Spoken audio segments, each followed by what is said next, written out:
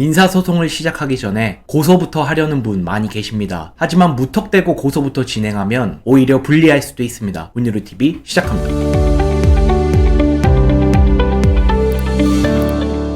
안녕하세요. 훈이루TV의 김기훈 변호사입니다. 자, 오늘은 민사소송과 형사고소 중에 무엇부터 진행해야 하는지, 무엇이 본인에게 더 유리한지 한번 말씀드려 보도록 하겠습니다. 민사소송과 형사고소는 엄연히 다른 절차임에도 불구하고 이 둘이 어떻게 다른지, 서로 어떻게 진행되는지에 대해서 잘 모르시는 분이 많은 것 같습니다. 먼저 민사소송은 상대방으로부터 돈을 받거나 소유권을 이전받거나 이렇듯 상대방이 어떤 의무를 가지고 있을 때 이를 판결로서 판단받기 위한 절차를 민사소송이라고 합니다. 그래서 법원은 쌍방이 제출한 증거 등을 살핀 뒤에 법리에 따라 판단하고 판결문을 작성하게 되어 있죠.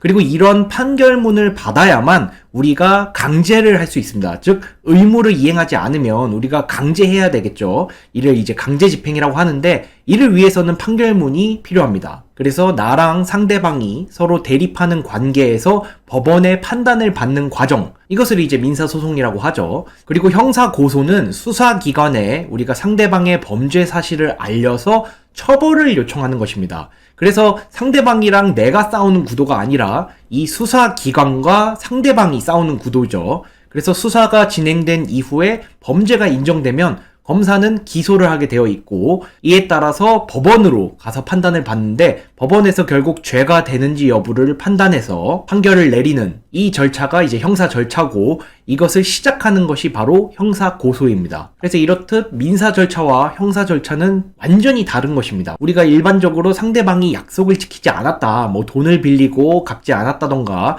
소유권을 이전해주지 않는다던가 이런 채무 불이행은 기본적으로 민사 영역입니다. 즉 민사소송으로 해결을 해야 되는 영역인데 형사가 되는지 여부에 대해서는 일단 구체적 사정을 고려하셔야 합니다. 무턱대고 사기죄가 해당한다, 업무상 배임에 해당한다 라면서 고소부터 제기하시는 것은 자제하셔야 합니다. 그래서 가장 많이 오해하시는 부분이 이제 상대방이 나한테 돈을 빌려갔는데 갚지 않았으니까 이것은 사기죄다 라고 하면서 사기죄 고소부터 하시는 분이 정말 많습니다. 그런데 사기죄가 알려진 거에 비해서는 생각보다 쉽게 인정되는 범죄가 아니거든요.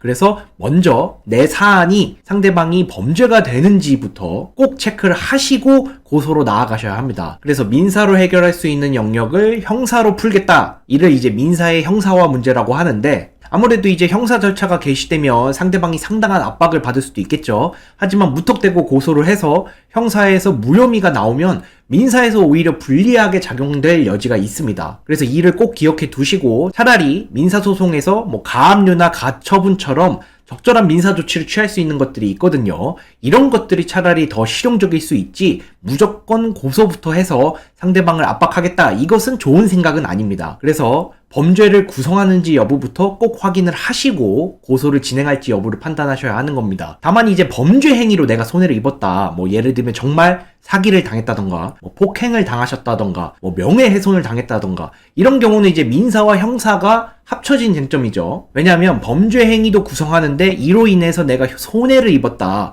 손해를 입은 부분은 이제 손해배상 청구를 해야 되기 때문에 민사의 영역이 포함된 것이죠.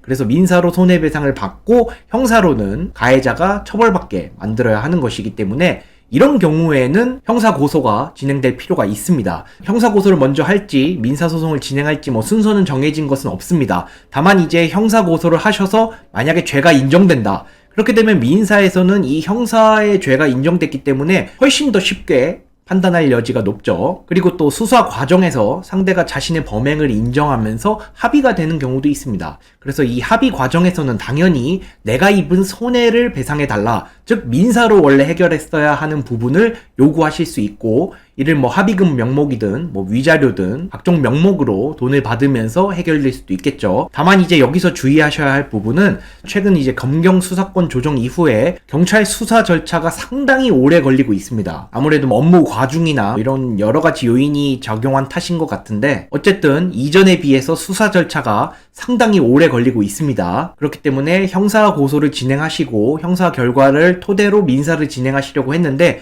형사고소가 막 1년, 2년 넘게 걸리는 경우도 많아지고 있기 때문에 소멸시효 도과나 뭐 이런 것들을 유의하셔야 할 것 같습니다. 하지만 이제 사안에 따라서 형사부터 제기하는 것이 적합한 경우도 분명히 있습니다. 예를 들면 뭐 수사를 통해서만 증거 확보가 가능한 경우가 있을 수 있거든요. 이런 경우에는 민사로 제기하더라도 제대로 된 증거가 없어서 난항을 겪을 수 있기 때문에 형사 고소를 제기하시는 것이 적합한 경우도 있을 수 있습니다. 결국 이제 채무불이행이든 내가 손해를 입었든 민사 청구를 기본으로 하셔야 되는 것은 맞습니다. 다만 이제 상대방의 행동이 범죄가 되는 것인지 범죄를 구성하는지 여부를 판단하셔서 형사 고소를 먼저 할 것인지 아니면 민사를 제기하면서 형사고소도 할 것인지 여부를 사안마다 달리 판단하셔야 할 것 같습니다. 자, 오늘은 이렇게 민사소송과 형사고소 어떤 것부터 진행해야 되는지 말씀을 드렸는데요. 무턱대고 고소부터 진행하면 수사력 낭비로 이어지고 특히 우리에게 불리한 결과를 가져다 줄 수도 있기 때문에 반드시 상대방의 행위가 죄가 되는지 여부부터 검토하시고 필요하시다면 고소를 병행하거나 고소부터 제기하시기 바랍니다. 오늘도 영상 시청해주셔서 감사드리고 다음 영상으로 찾아뵙도록 하겠습니다. 감사합니다.